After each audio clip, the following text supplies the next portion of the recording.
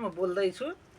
यो पाती पहिलो कुरा त प्रथम कुरा पूजा गर्दाखेरि चाहिन्छ, श्राद्ध गर्दा मन्दिरमा चाहिन्छ भगवानलाई चढ्ने, र त्यसपछि अरू विषय पनि छ। अब उहिले हाम्रो आमाहरूको बुढाबुढीहरूको पालामा तिजमा गीत गाउँथे, कहाँमा गए मलेवा चरी बुहारीलाई भगवानलाई भेटन, भगवानलाई भेटन के पाहुर चाहिन्छ, बुहारीलाई फुलपाती अछेटा भनेर गीत गाउँथे तिजमा। र अब यसको विषय औषधिको कुरा आयो। औषधिमा अब यसको पात पिसेर रस बनाएर जहाँ चिलाएको छ लुतो छ त्यसमा लगाउने सन्चो हुन्छ। त्यसपछि यसको जरा पनि घोटेर लगाइन्छ, सन्चो हुन्छ।